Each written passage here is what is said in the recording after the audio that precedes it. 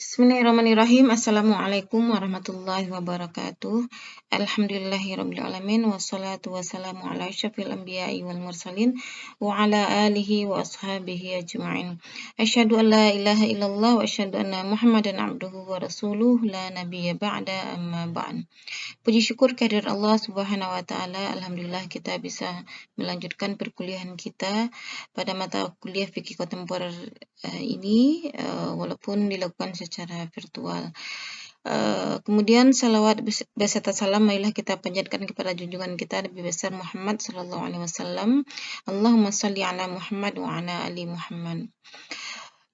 Sebelum kita mulai perkuliahan kita pada pertemuan ini, marilah kita berdoa terlebih dahulu agar ilmu yang kita dapatkan diberkati nantinya. Bismillahirrahmanirrahim. Allahumma 'allimna ma yanfa'una wanfa'na bima 'allamtana waj'al ilmana khalisan liwajhikal karim waftah 'alaina bi fathikal mubin. Insyaallah pada pertemuan kita sekarang dalam mata kuliah fikih kontemporer ini kita akan mengkaji tentang abortus, menstrual regulation dan eugenetika. Sebagaimana disebutkan sebelumnya bahwasanya dalam menghukumi sebuah permasalahan kita harus mendapatkan gambaran secara komprehensif terhadap permasalahan tersebut. Ya, jadi sebelum kita mengkaji tentang apa itu hukum abortus, menstrual regulation dan eugenetika, kita harus memahami dulu bentuk ketiga permasalahan tersebut. Secara bahasa, abortus berasal dari bahasa Inggris yaitu abortion yang berarti gugur kandungan atau keguguran. Dalam bahasa Arab, kata abortus dikenal dengan isqatul hamli atau muradifuhu al-ijhad ya, atau dikatakan juga dengan al-ijhad. Dalam Kamus Besar Bahasa Indonesia, abortus diartikan dengan yang pertama, fetus dengan berat kurang dari 500 gram pada saat dikeluarkan dari uterus atau rahim dan yang tidak mempunyai kemungkinan untuk hidup. Ya, yang kedua diartikan juga dengan guguran, ya, janin. Yang ketiga diartikan dengan keadaan terhentinya pertumbuhan yang normal tentang makhluk hidup atau pengguguran kandungan.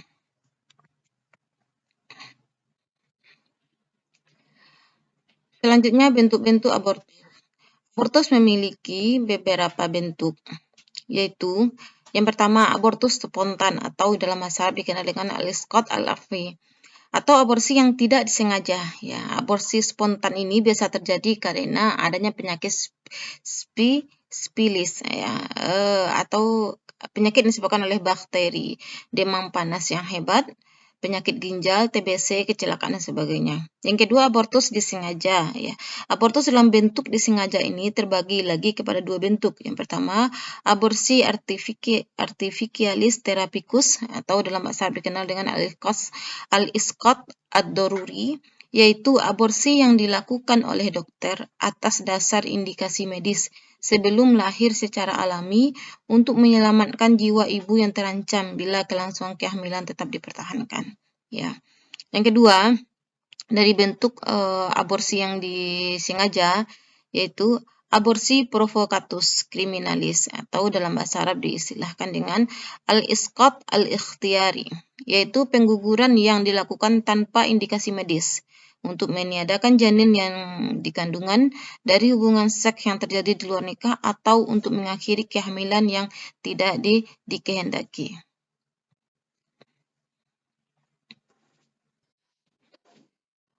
Penyebab abortus. Yang pertama, faktor medikal. Faktor medikal adalah melakukan pengguguran terhadap kandungan dengan pertimbangan untuk menyelamatkan nyawa sang ibu. Ya, sebab apabila kehamilan tetap diteruskan maka akan berisiko terhadap keselamatannya. Ya. Faktor yang kedua, faktor sosial. Ada beberapa faktor secara sosial yang menyebabkan terjadinya aborsi ya atau abortus, yaitu yang pertama kemiskinan ya, takut karena hidup miskin dan sudah hamil takut tidak akan memberikan penghidupan yang layak terhadap anaknya. Terus hamil yang terjadi di luar nikah ya, takut memberikan aib bagi keluarga besar. Terus korban pemerkosaan dan kehamilan yang tidak diinginkan.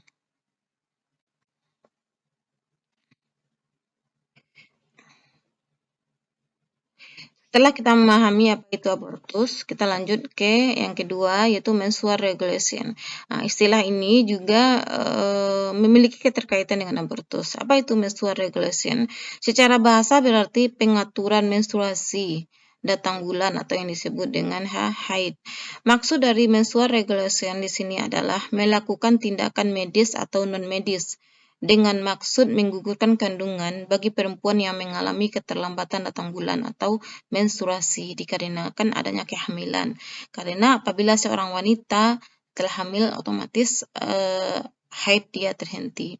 Tindakan seperti ini terkategori abortus provokatus, yaitu menggugurkan kehamilan dalam usia kehamilan yang relatif masih muda atas dasar keinginan sendiri, bukan pertimbangan medis. Yang ketiga, eugenetika. Eugenetika ini memiliki kaitan yang erat juga dengan abortus. Ya, apa itu eugenetika? Pemilihan ras unggul dengan teknik seleksi genetika. Di antara prakteknya adalah dengan menggugurkan kandungan yang terdeteksi oleh peralatan medis modern mengidap penyakit tertentu seperti Down syndrome, di mana janin ber-EQ antara 20-70 atau penyakit-penyakit lain yang menyebabkan ketidaksempurnaan bagi janin ketika dilahirkan. Nah, kaitannya dengan abortus adalah ya ketika seseorang mengetahui bahwasanya janinnya memiliki penyakit tertentu, ya, dan dia tidak menginginkan memiliki keturunan seperti itu, maka secara otomatis dia akan melakukan tindakan abortus provokatus, yaitu menggugurkan kandungan atas dasar keinginan, ya, bukan alasan medis.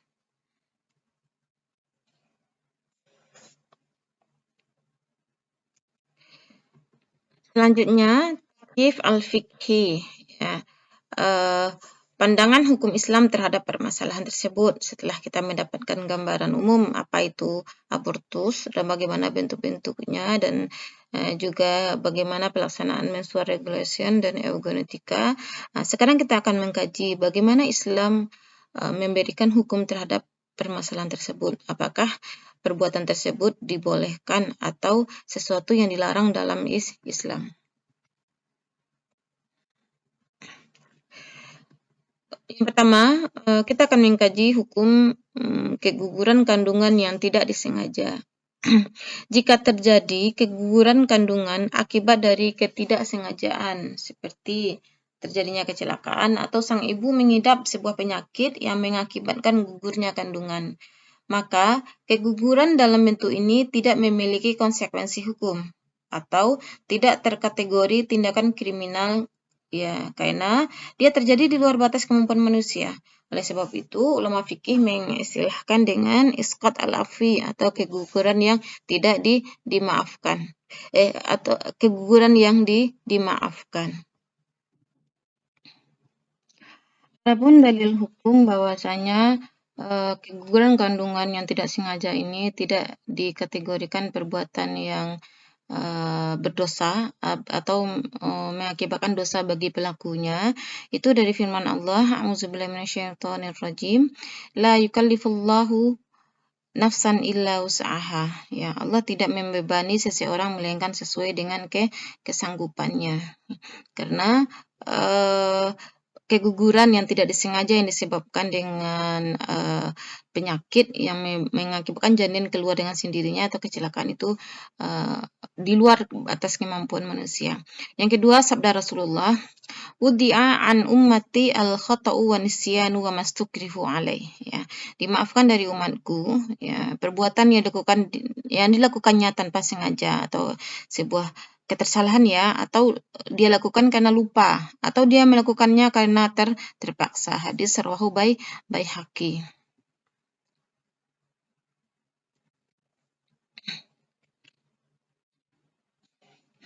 Yang kedua, hukum menggugurkan kandungan disengaja. Ya. Menggugurkan kandungan disengaja memiliki dua bentuk yang juga memiliki hukum yang berbeda. Yang pertama, aborsi artificialis therapicus atau dalam bahasa Arab dikenal dengan al-isqat ad-daruri. Ya, abortus dalam bentuk ini dibolehkan dengan alasan untuk menyelamatkan nyawa sang ibu. Sebab nyawa ibu lebih penting untuk diselamatkan karena ibu telah memiliki hak dan kewajiban yang sempurna dalam kehidupan jika dibandingkan dengan janin. Abortus dalam bentuk ini dibolehkan karena dia terkategori berobat dan berobat itu merupakan suatu yang disyariatkan dalam Islam sebagaimana hadis yang diriwayatkan oleh Abu Daud dari Abu Darda, "Innallaha ta'ala anzala ad-da'a wad-dawa'a wa ja'ala likulli da'in dawa'an wa tadawu wa la tadawu bil haram." Ya, di sini artinya sesungguhnya Allah menurunkan penyakit dan obatnya dan menjadikan bagi setiap penyakit ada obatnya. Maka berobatlah kalian dan jangan kalian berobat dengan sesuatu yang haram.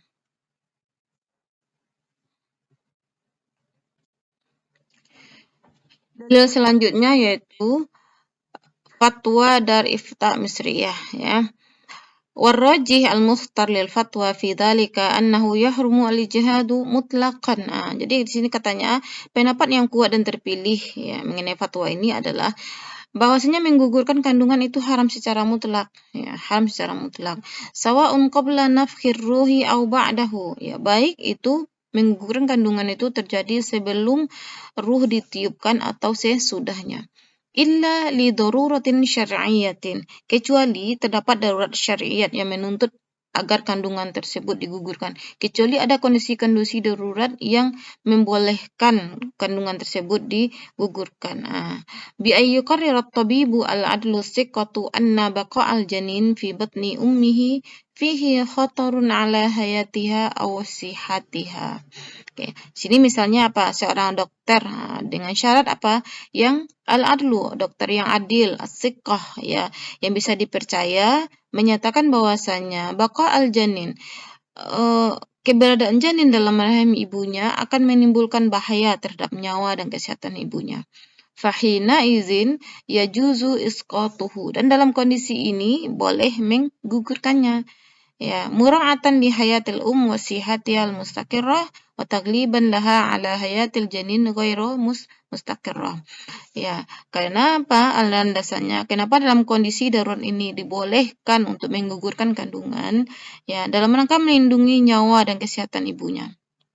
Ya, dan mendahulukan kehidupan ibu daripada kehidupan janin yang belum pasti. Bentuk kedua dari aborsi yang disengaja yaitu aborsi artificialis criminalis atau dalam bahasa Arab dikenal dengan istilah al-isqat al-ikhtiyari. Bahwasanya kandungan ini digugurkan bukan karena alasan medis ya. Jika aborsi dalam bentuk ini dilakukan setelah ditiupkan ruh ya, maka ulama sepakat mengatakan hukumnya haram sebab abortus dalam bentuk ini terkategori pembunuhan. Hal ini dijelaskan dalam firman Allah Subhanahu wa taala. Ini dalam surah Al-Isra ayat 33, "Wala taqtulun nafsal lati haramallahu illa bil haqq. Wa man qutila mazluman faqad ja'alna liwaliyyi sultanan fala yusrif fil qatli innahu kana mansura." Dan janganlah kamu membunuh jiwa yang diharamkan Allah membunuhnya, melainkan dengan suatu alasan yang benar. Dan barang siapa dibunuh secara zalim, maka sesungguhnya kami telah memberi kekuasaan kepada ahli warisnya. Tetapi janganlah ahli waris itu melampaui batas dalam membunuh. Sesungguhnya ia adalah orang yang mendapat pertolongan. Dalil selanjutnya yaitu surah Al-Isra ayat 70. Apa kata Allah di sini nih? Walaqad karramna bani Adama wa hamalnahum fil barri wal bahri wa razaqnahum minat thayyibati wa faddalnahum ala katsirin mimman khalaqna tafdila.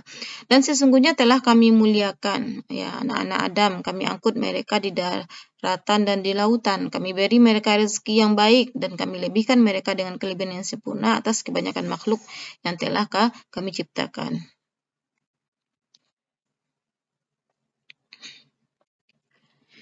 Dalil selanjutnya yaitu di masa Nabi ada seorang yang menggugurkan kandungan wanita lainnya.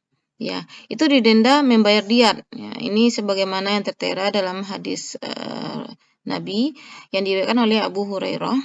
An Abi Hurairah qala anna imra'ataini min Huzail ramat ihdahuma al-ukhra fatarahat janinuha faqada Rasulullah sallallahu alaihi wasallam fiha bi ghurrati 'abdin aw ummatin, ya.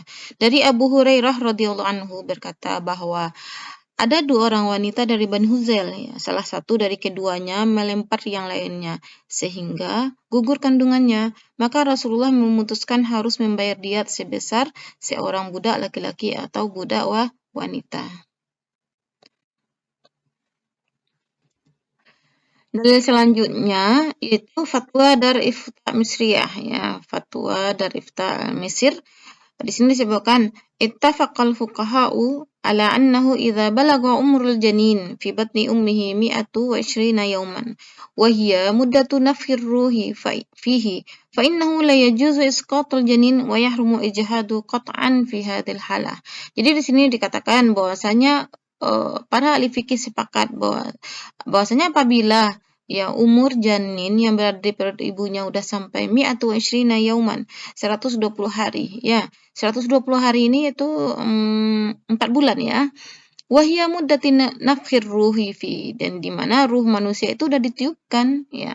Dan pada saat ini nggak boleh, ya, tidak boleh menggugurkan kandungan tersebut qat'an, ya, secara mutlak fi hadhil halah, dalam kondisi ini. Ya, kenapa? Li'annahu yu'tabaru qatlan linnafsil lati haramallahu qatlaha illa bil haqq. Karena ini termasuk apa? Termasuk membunuh, ya, membunuh jiwa yang itu diharamkan oleh Allah kecuali adanya alasan tertentu.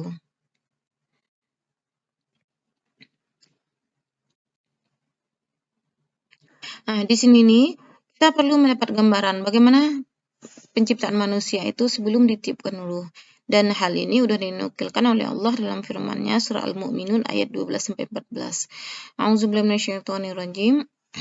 Walaqad khalaqnal insana min sulalatin min tin, di sini katakan. Sungguhnya kami telah ciptakan manusia yang berasal dari tanah, ya. Ya, summa ja'alnahu nutfatan fi qararim makin. Kemudian kami jadikan dia setetes sperma, ya. Nutfah itu setetes sperma fi qararim makin, yang tersimpan dalam uterus, ya, dalam uterus ini dalam rahim, ya. Summa khalaqnan nutfata alaqah, ya. Kemudian sperma itu kami jadikan suatu yang melekat, atau ada yang katakan di sini segumpal darah, alaqah itu. Faqalaqnal alaqata mudghatan. Kemudian suatu yang melekat itu atau segumpal darah itu kami jadikan gumpalan daging. Faqalaqnal mudghata 'izama, dan gumpalan daging itu kami jadikan tulang belulang. Fakasawnal 'izama lahma, kemudian tulang itu kami tutup dengan daging. Summa ansya'nahu khalqan akhar, kemudian kami jadikan ia dalam bentuk yang lain, ya. Fatabarakallahu ahsanul khaliqin, maka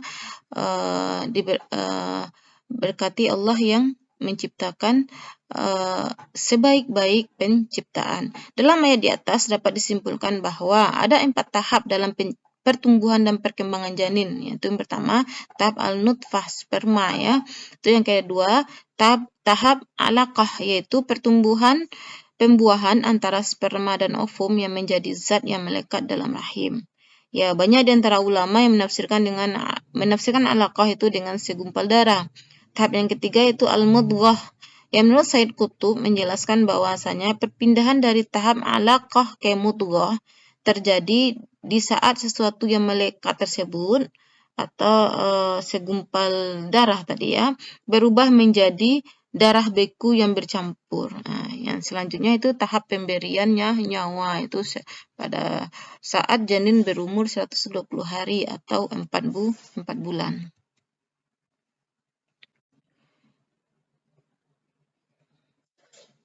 Setelah kita mengkaji bagaimana hukum menggugurkan kandungan disengaja setelah ditiupkan ruh, di mana ulama sepakat bahwasanya itu haram, ya. Yang selanjutnya kita akan membahas abortus provocatus, aborsi disengaja, tapi itu dilakukan sebelum ditiupkan ruh. Di sini terjadi perbedaan pendapat ulama. Ya, pendapat pertama yaitu mengatakan haram menggugurkan pada setiap tahap pertumbuhan janin, ya, yang telah disebutkan tadi sebelum ditiupkan ruh. Baik itu dalam tahap udah bertemu ini alaqah, ya, atau dalam tahap mudghah. Pendapat ini dikemukakan oleh sebagian ulama Hanafiyah dan sebagian ulama Malikiyah, dan juga yang diusung oleh Imam Al-Ghazali dan Ibnu Al-Jauzi. Dalil mereka yaitu sabda Rasulullah, Inna Allah Ta'ala idza arada khalaqal abdi fajama'a ar-rajula wal mar'ata tara ma'uhu fi kulli araqin wa udwin minha fa idza kana yaumus sabi' jama'ahu Allah Ta'ala summa ahdarahu fi kulli araqin lahu duna Adam. Sesungguhnya Allah apabila ingin menciptakan manusia, ia mempertemukan antara laki-laki dan perempuan, yang kemudian akan memancarkan sperma ke setiap pembuluh dan anggotanya. Jika sudah sampai pada hari ketujuh, Allah akan menghimpunnya lalu mendatangkan pada setiap pembuluhnya, kecuali proses penciptaan Adam. Hadis riwayat Tabrani.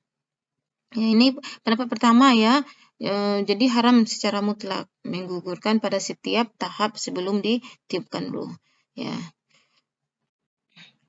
Pendapat yang kedua yaitu golongan yang membolehkan pengguguran pada salah satu tahap dan melarang pada tahap yang lainnya, atau dia melarang pada salah satu tahap dan membolehkan pada tahap yang lainnya. Secara rinci seperti di sini, makruh pada tahap nutfah sperma ya, dan haram pada tahap alaqah dan mudghah ya. Haram kalau ini sperma itu udah menjadi segumpal daging dan segumpal tulang. Diulangi ya rinciannya. Yang pertama itu makruh ya, makruh pada tahap an-nutfah sperma dan haram pada tahap alaqah dan mudghah. Alaqah ketika sperma tersebut udah menjadi segumpal darah, dan al-mudghah segumpal daging. Terus yang kedua, boleh pada tahap an-nutfah dan haram pada tahap alaqah dan mudghah. Pendapat yang ketiga, boleh pada tahap nutfah dan alaqah tetapi haram pada tahap al-mudghah ketika janin tersebut sudah menjadi segumpal daging ya. Hadis yang membolehkan pada tahap an-nutfah dan haram pada tahap al-alaqah serta al-mudghah adalah ini, idza marra bin nutfati al-isnatani wa arba'una lailah ba'asallahu ilaiha malakan fasawwaraha wa khalaqa sam'aha wa basaraha wa khaldaha wa lahmaha wa azamaha. Apabila nutfah telah melalui masa 42 malam ya, Allah akan mengutus kepadanya malaikat untuk memberi bentuk ya, menciptakan pendengaran, penglihatan, kulit, daging dan tulang belulang. Ini pendapat yang ketiga ya, menggugurkan kandungan sebelum ditiupkan ruh. Ya, golongan yang membolehkan pengguguran pada setiap tahap-tahap sebelum pemberian nyawa. Ini menggugurkan janin sebelum ditiupkan ruh dengan cara disengaja ya, tapi tidak karena alasan medis. Ya, ini pendapat yang ketiga ini mengatakan boleh katanya di sini ya. Ini adalah pendapat yang kuat di kalangan ulama Hanafiyah. Mereka mengemukakan beberapa alasan atau dalilnya ya. Dalilnya dalil akli ini ya, ada landasan logika. Yang pertama, setiap yang belum diberi nyawa tidak akan dibangkitkan oleh Allah pada hari kiamat.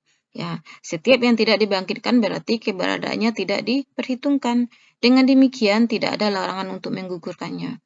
Yang kedua, janin sebelum diberi nyawa tidak digolongkan sebagai manusia. Maka tidak ada baginya yang berarti tidak ada baginya yang berarti dia hukumnya boleh digugurkan.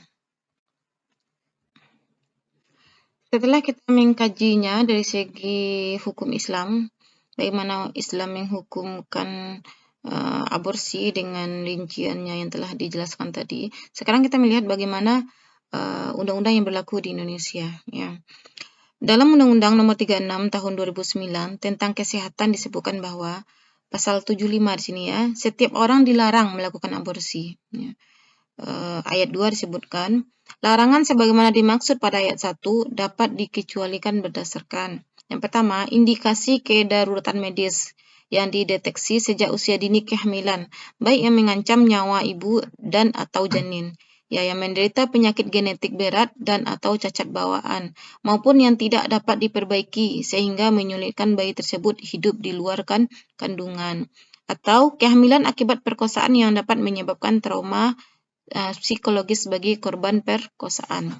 Terus ayat 3-nya, tindakan sebagaimana dimaksud pada ayat 2 hanya dapat dilakukan setelah melalui konseling dan atau penasihatan pratindakan dan diakhiri dengan konseling pasca tindakan yang dilakukan oleh konselor yang kompeten dan berwenang. Ayat 4-nya, ketentuan lebih lanjut mengenai indikasi kedaruratan medis dan perkosaan sebagaimana dimaksud pada ayat 2 dan 3 diatur dengan peraturan pemerintah.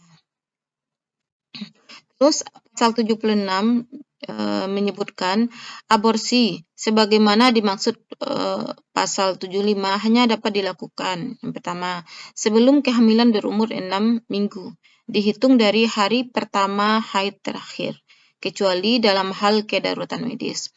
Oleh tenaga kesehatan yang memiliki keterampilan dan kewenangan yang memiliki sertifikat yang ditetapkan oleh Menteri. Terus juga tindakan ini dilakukan setelah mendapatkan persetujuan ibu yang hamil, ya, ibu yang bersangkutan. Terus dengan izin suami, kecuali korban perkosaan, dan penyedia layanan kesehatan yang memenuhi syarat yang ditetapkan oleh Menteri. Kesimpulan hukumnya,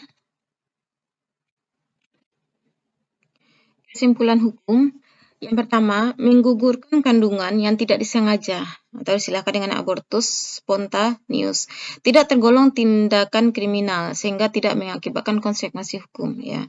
Maksudnya pelakunya tidak akan dikenakan dosa. Yang kedua, menggugurkan kandungan disengaja jika dilatari alasan medis atau silakan dengan abortus provocatus therapicus untuk menyelamatkan nyawa ibu, maka hukumnya boleh. Terus yang ketiga, menggugurkan kandungan disengaja atau keinginan sendiri, abortus provocatus criminalis, hukumnya haram jika seandainya telah ditiupkan ruh kepada janin atau setelah janin berumur 120 hari. Namun, jika belum ditiupkan ruh, maka ulama terbagi kepada 3 pendapat. Ya, yang pertama, ulama yang mengharamkan secara mutlak, ya, walaupun itu belum ditiupkan ruh. Yang kedua, membolehkan pada satu tahapan proses dan mengharamkan pada tahapan yang lain. Yang ketiga, membolehkan secara mutlak dengan dalil-dalil yang telah disebutkan tadi.